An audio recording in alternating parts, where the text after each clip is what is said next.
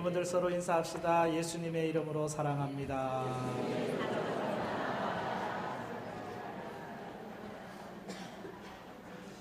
원래는 참 봄꽃이 유난히 일찍 폈습니다. 그래서 지난 한 주간 우리 교회 주변에도 공원에도 이 벚꽃이 아주 만개를 했어요. 아마 수요일쯤에는 최고로 피었는데 그 사이에 좀 비도 오고 바람도 좀 불어가지고 많이 좀 떨어졌습니다. 사실 비바람 안 치더라도 저 꽃이 오래 가지는 않더라고요. 한 일주일 반짝 폈다가는 두두두둑 하고 떨어지는 게 꽃이거든요. 저 꽃을 보면서 성경 말씀이 생각이 납니다. 이사야 40장에 말씀하기를 풀은 마르고 꽃은 시드나 하나님의 말씀은 영영이 서리라. 베드로전서 1장에도 말씀하기를 그러므로 모든 육체는 풀과 같고 그 모든 영광은 풀의 꽃과 같으니 풀은 마르고 꽃은 시드느니라.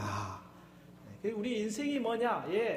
그 풀에 핀 꽃이 잠깐 환하게 피었다가 지는 것 같이 우리 인생이 그렇게 지나가게 된다고 하는 그 성경 말씀을 이렇게 생각하노라면은 지금 오늘 우리에게 주어진 시간에 조금 더 아름답게 살아야 되는데, 조금 더 여유 있게 살아야 되는데, 그리스도인으로서 좀 더 그리스도인다운 삶을 살아야 하는데 라는 그런 깨달음을 계절을 통해서 함께 누리게 됩니다.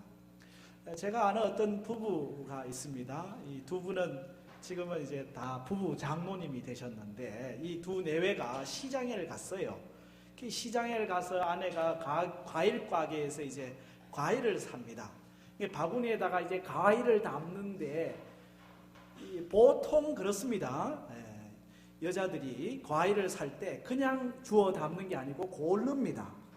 가지고 좋은 거, 큰 놈, 상선한 거는 저리 가라.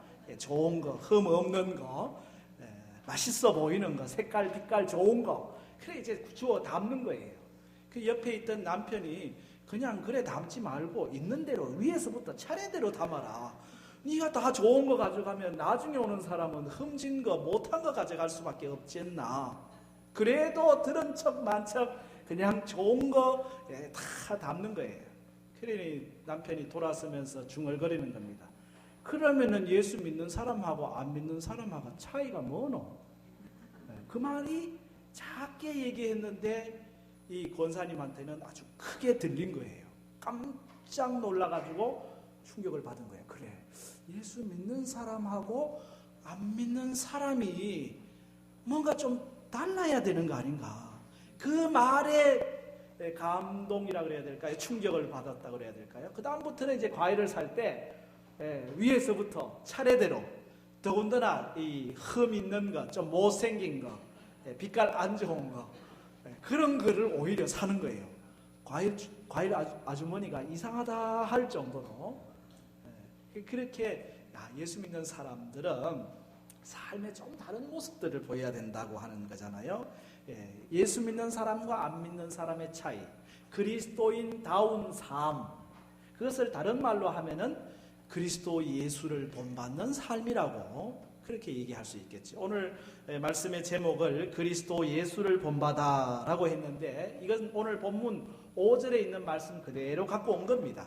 오늘 말씀에 이렇게 돼 있잖아요. 이제 인내와 위로의 하나님이 너희로 그리스도 예수를 본받아, 너희로 그리스도 예수를 본받아 서로 뜻이 같게 하여 주사 한 마음과 한 입으로 하나님 곧 우리 주 예수 그리스도의 아버지께 영광을 돌리게 하려 하노라. 아멘. 기독교 고전 중에 하나가 토마스 아 캠피스가 쓴 그리스도를 본받아라고 하는 기독교 고전이 있습니다. 우리가 신앙적, 영적 책들을 우리가 독서를 많이 하게 되는데 이 책은 참 오래된 책입니다. 벌써 15세기에 네덜란드 수도원에서 수도사들의 경건 생활을 위한 목적으로 이 책이 쓰여졌는데 이 그리스도를 본받아라고 하는 책이 성경 다음으로 많이 읽혀졌다고 할 정도로 많은 그리스도인들에게 그런 영감을 주는 그런 책이거든요.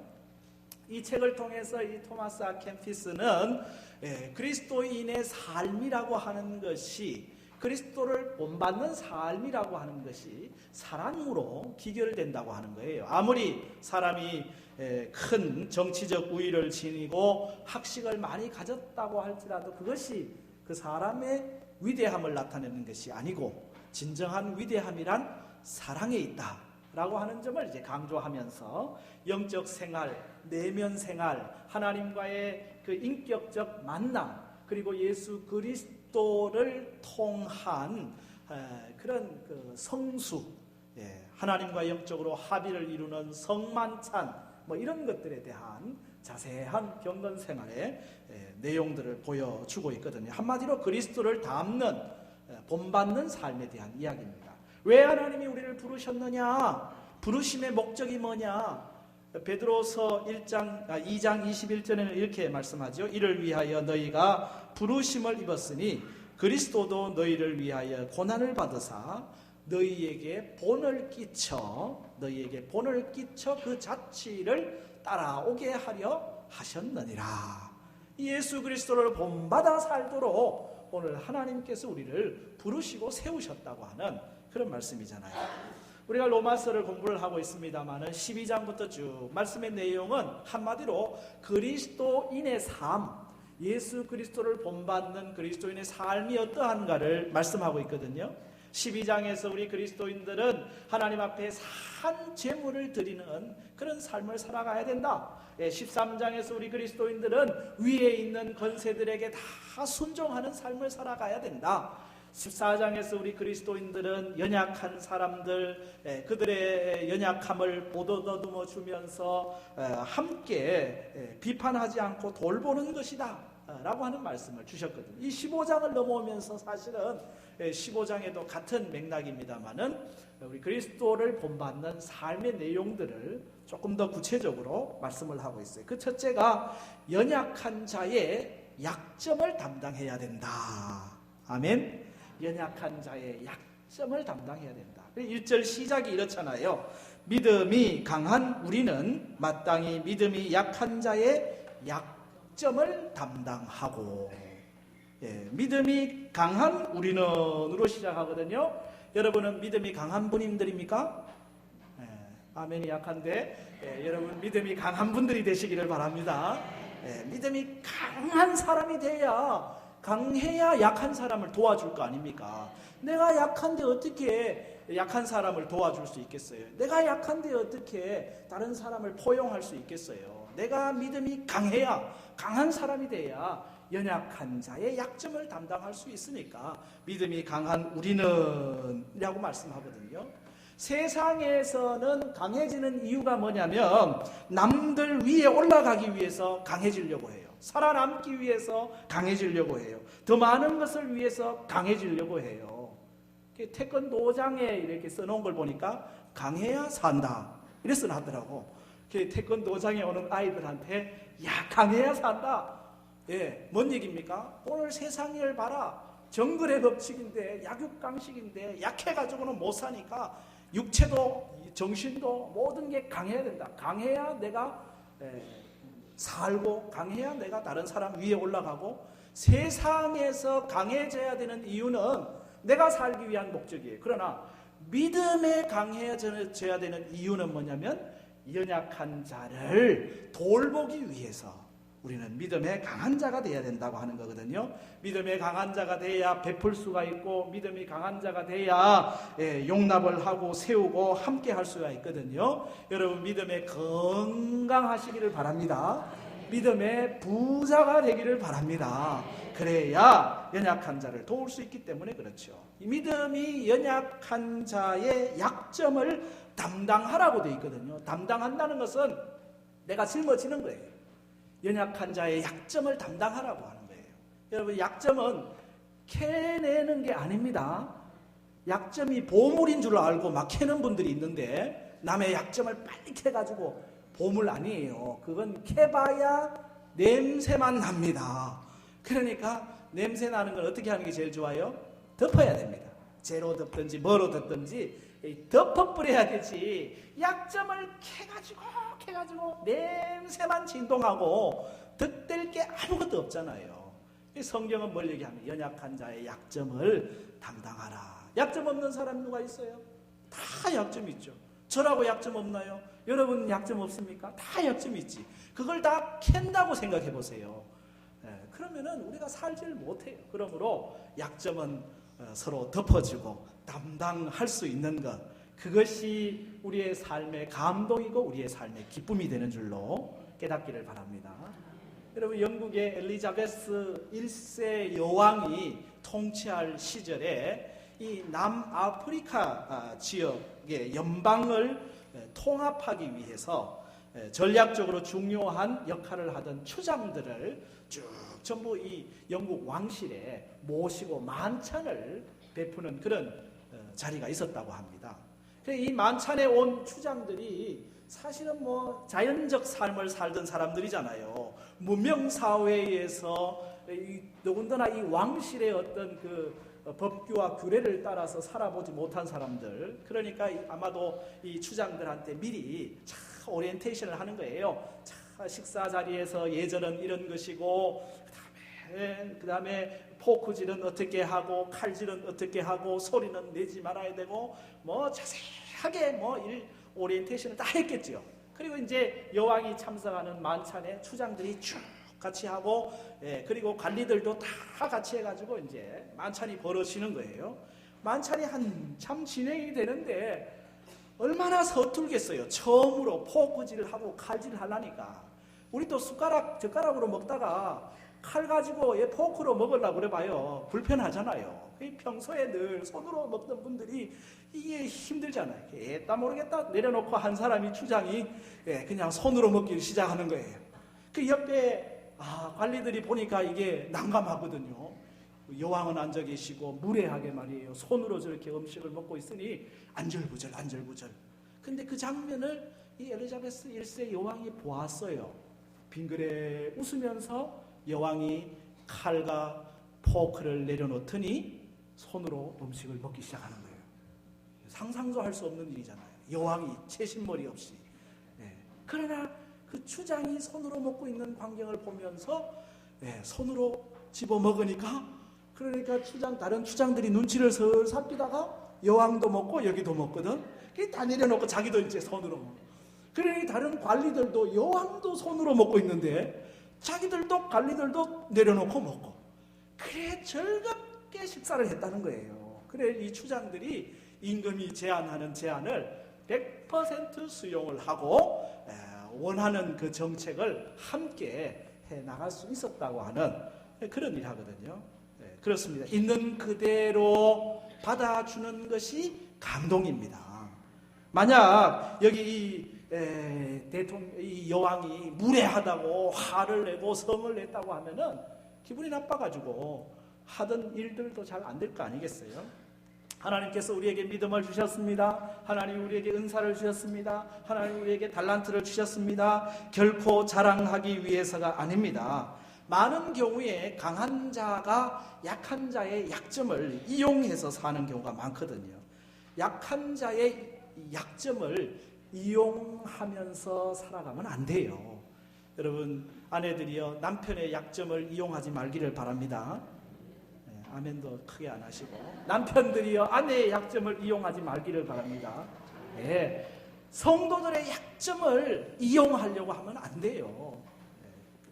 어떻게 하든지 우리는 그 약점을 덮어주고 보완해주고 그 약점을 내가 대신 담당하려고 해요. 왜? 우리가 더 윤리적인 삶을 살기 위해서, 우리가 더 선한 삶을 살기 위해서, 우리가 더 사람들에게 인정받기 위해서? 아닙니다. 예수 그리스도를 본받기 위해서.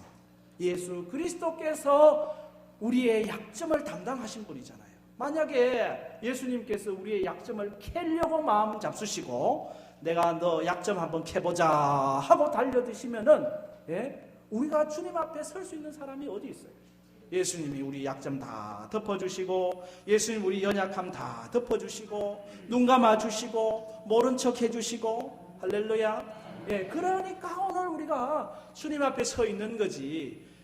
무슨 낯으로 우리가 서 있어요? 예수님이 우리의 모든 연약함, 약점을 담당하신 것처럼 우리가 예수 그리스도를 본받아 주님의 은혜, 주님의 용서를 받았으니 그 은혜와 용서를 받은 자답게 그리스도를 본받아 연약한 자의 약점을 담당해야 하는 것입니다.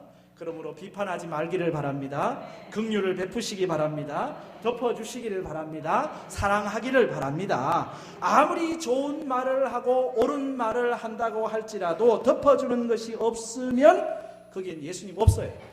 예수님은 덮어주시는 분인데 사랑은 허다한 죄를 덮느니라. 그런 주님이시기 때문에 약점을 서로 담당하는 것, 그것이 예수 그리스도를 본받는 삶이라는 거예요. 그리고 여기 1절 하반절에 보면은 자기를 기쁘게 하지 말아야 된다고 하는 말씀을 하고 계시죠. 자기를 기쁘게 하지 아니할 것이니라. 아멘. 여러분, 사람들은 본성적으로 자기를 기쁘게 합니다. 자기중심적으로 살아가게 되어 있습니다. 무엇을 하든지 자기를 위해 살아가는 게 일반적인 사람들의 본성입니다. 자기를 기쁘게 하기 위해서라면 심지어는 다른 사람들을 피해주는 일도 스슴치 않고 저지르는 경우가 많잖아요. 살인하는 거라든지 도둑질하는 거라든지 간음하는 것, 뇌물 주는 것, 무질서한 것, 이건 다른 사람들을 생각하지 않고 오직 자기의 기쁨만을 구할 때 나타나는 현상들이거든요. 사실 우리 인간사회에서 빚어지는 대부분의 악한 일들은 궁극적으로 들여다보면은 전부 자기 기쁨을 추구하다가 일어나는 일들이라고 해도 틀리지가 않습니다. 교회 안에도 마찬가지예요. 로마 교회 안에 약간의 다툼이 있었는데 이유는 뭡니까? 자기 기쁨을 추구하는 사람들이 있었거든요. 고린도 교회 안에도 분쟁이 있었어요. 이유가 뭡니까? 믿음이 강한 사람들이 연약한 자의 약점을 담당하는 것이 아니라 오히려 자기를 기쁘게 하기 위해서 나아가고 있으니 결국은 그 안에 아픔이 있는 거거든요. 여러분, 우리가 자기를 기쁘게 하지 않는 삶을 살아야 하는 이유가 뭘까요? 그건 예수 그리스도께서 자기를 기쁘게 하지 않는 삶을 사셨기 때문에. 오늘 본문 3절에 그걸 말씀하고 계시는데 3절을 같이 읽겠습니다. 시작.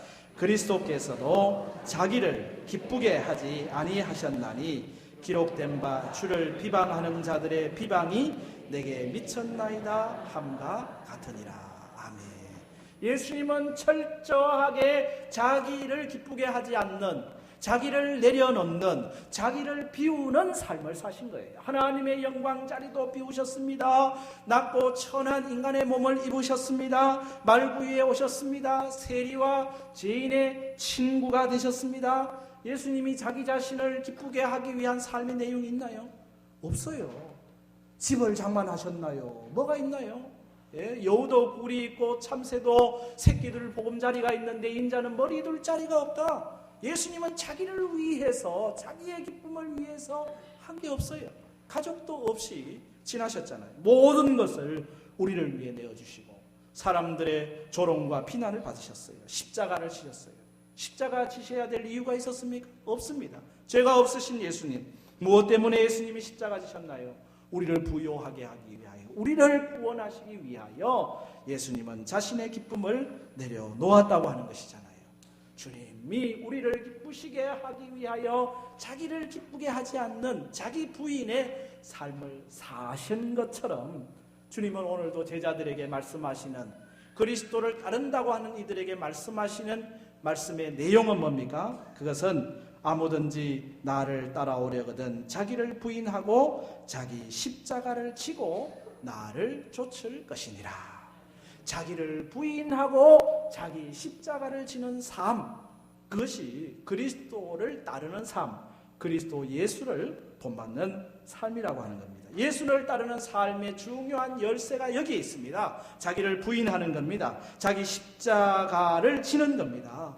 모든 문제는 내가 깨지지 않아서 그렇거든요. 내가 죽지 않아서 문제가 되는 거거든요. 오늘 우리의 가정에 내가 죽으면 가정은 살고요. 교회에서 내가 죽으면 교회는 사는 거고요. 내가 나를 부인하고 나를 십자가에 못 박으면 거기에 사는 역사가 일어나게 되는 것입니다. 어떤 분이 트위터에 이런 글을 남겼어요. 언제나 자신이 옳을 뿐만 아니라 모든 면에서 자신이 남보다 우월하다고 생각하는 사람들이 있습니다. 그런 사람들은 대부분 타인의 충언을 받아들이지 않습니다. 자신의 잘못 또한 인정하지 않습니다. 결국 나이 들면 셀프 따돌림이 되어 외로운 황혼을 보냅니다. 뭔 얘기입니까? 자기중심적 삶을 살게 될 때 그 삶의 마지막이라고 하는 것이 행복하지 않다는 거예요. 홀로 외롭다는 거예요. 이웃을 기쁘게 하는 삶을 살아가야 합니다. 남편을 기쁘시게 하기를 바랍니다. 아내를 기쁘시게 하기를 바랍니다. 남을 울려놓고 기뻐하는 사람은 잔인한 사람이에요. 상대방을 기쁘게 하고 웃을 수 있는 사람, 그 사람이 덕이 있는 사람이라고 할 수 있죠. 우리가 주님을 본받아 따르는 삶이라고 하는 것은 바로 이 덕을 세우도록 하는 삶이 되어야 된다는 거죠. 2절 말씀인데 같이 읽겠습니다. 우리 각 사람이 이웃을 기쁘게 하되 선을 이루고 덕을 세우도록 할지니라. 이웃을 기쁘게 함으로써 자기를 기쁘게 하지 아니하고 이웃을 기쁘게 함으로써 선을 이룹니다. 덕을 세웁니다. 우리 주님이 우리에게 기대하시는 게 뭐냐? 선을 이루는 것이고 덕을 세우는 것이라고 하는 사실이거든요. 이 선을 이루고 덕을 세워야 하는 것이 믿음의 사람의 특징이에요. 여러분에게 믿음이 있습니까? 그 위에 덕을 쌓을 수 있기를 바랍니다. 베드로후서 1장 5절에 그러므로 너희가 더욱 힘써 너희 믿음의 뭐를? 덕을, 믿음의 덕을 쌓도록 말씀하고 있어요. 덕이 없는 성도는 하나님의 영광을 가리게 되고요, 다른 사람들에게도 자신에게도 유익이 되질 못해요. 우리가 그리스도 안에 있으면 모든 것이 가합니다. 모든 것이 자유롭습니다. 그러나 그것이 다 덕을 세우는 것이 아닐 수 있거든요. 덕을 세우는 것이 아니라면 내려놓는다는 거예요. 모든 것이 가하나 모든 것이 덕을 세우는 것이 아니기에 덕을 세우는 일에 내가 약간 손해를 보더라도 덕을 세우는 일에 우리의 삶을 내려놓아야 한다고 하는 것이죠. 덕이 있는 사람, 그 사람이 정말 복 있는 사람이고 멋있는 사람이잖아요. 여러분, 우리 고사성어 중에 하나가 절영지회라고 하는 고사가 있습니다. 이 절영지회는 갓끈을 끊어 연회를 즐긴다라고 하는 그런 의미거든요. 이 춘추시대에 중국에서 장왕이 모든 전쟁에 승리를 하고 너무 기쁜 나머지 장수들을 다 불러 모아가지고 연회를 베풉니다. 저녁에 밤에 연회가 깊어집니다. 이 장왕이 기분이 좋아가지고 자기를 아주 사랑하는 애첩인 허희라고 하는 사람을 시켜가지고 장수들에게 다 잔을 한 잔씩 한 잔씩 따르게 합니다. 이 허희가 한 잔씩 따르고 있는데 갑자기 강풍이 불어가지고 거기 연회장에 촛불이 다 꺼져버려요. 캄캄하게 돼버려요. 이 허희가 이렇게 잔을 따르고 있는데 그 중에 한 장수가 누군지 모르겠는데 이 애첩을 왈칵 끌어안아버린 거예요. 이게 엄청난 일이죠. 왕의 첩인데 왕비잖아요. 그런데 누군가가 이게 한 잔 해가지고 정신이 오락가락 했는지 아무도 안 보니까 깜깜하니까 딱 잘못된 일을 한 거죠. 이 허희가 그 순간에 그 사람의 가끈을 딱 잡아가지고 땡겼거든요. 이 허희가 하는 말이 임금이시여, 지금 이 어둠을 틈타가지고 나쁜 짓을 한 사람이 하나 있습니다. 빨리 지금 초를 켜십시오. 제가 그의 갓끈을 잡았습니다. 라고 얘기를 하는 거예요. 장왕이 듣더니 하는 말이 아직 촛불을 켜지 마라. 이 잔치가 흥이 나질 않는구나. 다 갓을 벗도록 해라. 그렇게 명을 내리는 거예요. 다 갓을 풀어가지고 다 벗어 내려버리는 거예요. 그리고 촛불을 켜니까 이게 누구 갓인지 어떻게 압니까? 아무도 모르는 거지 뭐. 그러고는 그냥 계속 연회가 진행되었다. 이게 절영지회라고 하는 그 사자성어가 나오게 되는 배경이 되는데, 그 이후에 한 3년 뒤에 전장에서 이 장왕이 죽을 위기가 있었는데 그의 죽음을 대신해서 죽는 장수가 하나 있었습니다. 그래 너무 기특해가지고 어떻게 자네는 나를 위해 이렇게 생명을 내어놓느냐고 얘기하니까 임금님, 3년 전에 이미 저는 죽은 목숨이었습니다. 임금님이 그때 다 모든 걸 덮어주셨으니 제가 살았지.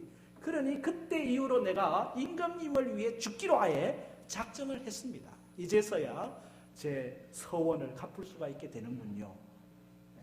덕이라고 하는 건 그런 거거든요. 덕이라고 하는 건 아름다운 것입니다. 여러분, 밝혀서 뭐 하겠냐는 거죠. 덮어간다는 거잖아요. 넓은 마음입니다.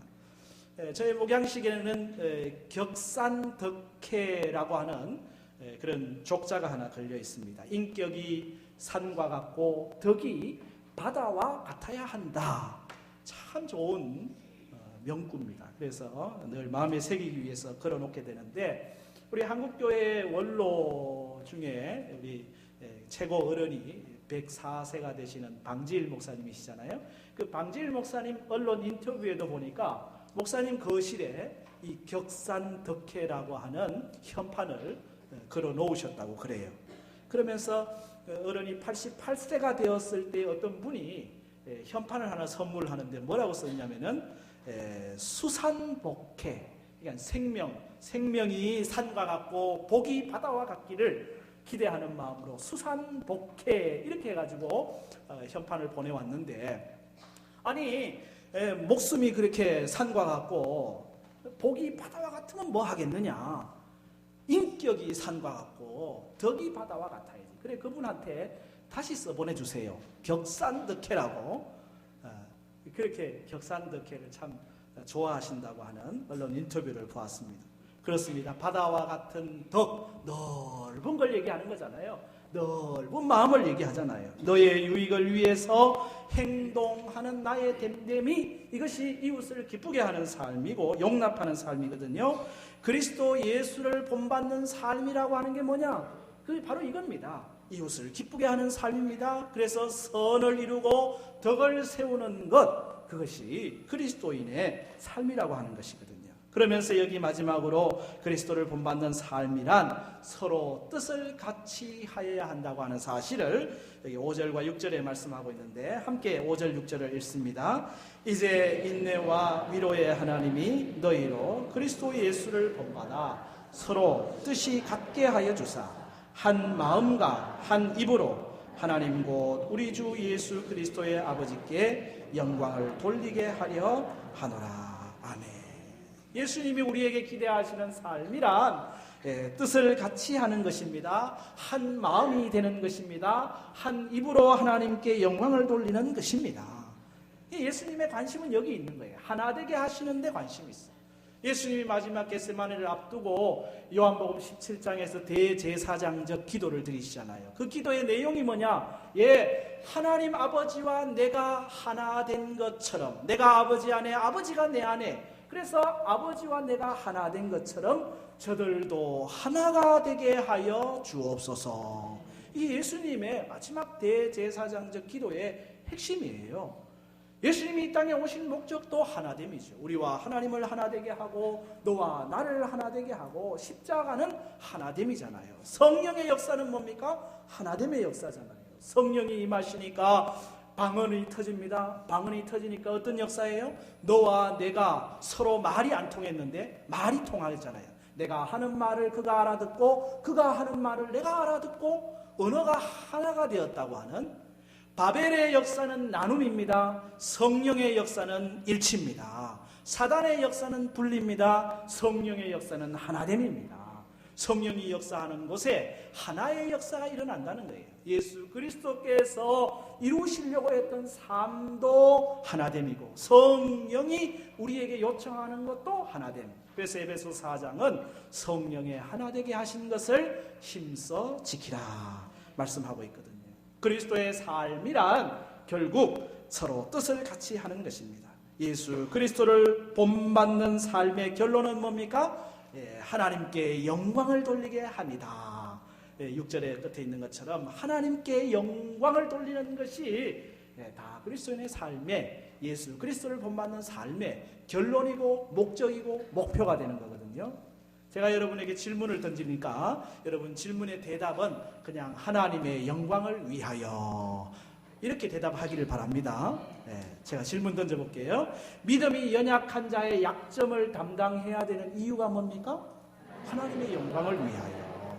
자기를 기쁘게 하지 않는 삶을 살아야 하는 이유가 뭡니까? 하나님의 영광을 위하여. 이웃을 기쁘게 하고 덕을 세우는 삶을 살아야 하는 이유가 뭡니까? 하나님의 영광을 위하여. 서로 뜻을 같이하여 한 마음 한 입으로 살아야 되는 이유가 뭡니까? 하나님의 영광을 위하여. 그것이 예수 그리스도를 본받는 삶이에요. 이게 그리스도의 삶의 발자취입니다. 우리가 사순절을 보내면서 주님을 따라간다고 하고 있어요. 정말 주님이 가시는 발걸음이 어디에 놓여 있는가를 보세요. 그리스도 예수를 본받는 삶이라고 하는 것은 오직 하나님께 영광이에요. 그러기에 여러분 무엇을 하든지 하나님의 영광이라고 생각만 되거든 뭐든지 하십시오. 먹는 게 하나님의 영광이면 먹고요. 안 먹는 게 하나님의 영광이면 안 먹고요. 마시는 게 하나님의 영광이면 마시고요. 노는 게 하나님의 영광이면 놀고, 싸우는 게 하나님의 영광이면 싸우고. 싸우는 건 하나님의 영광 아닐 것 같은데 어쨌든 하나님의 영광을 위하여 그리스도 예수를 본받는 그런 삶이 우리 가운데 늘 있기를 주의 이름으로 축복합니다.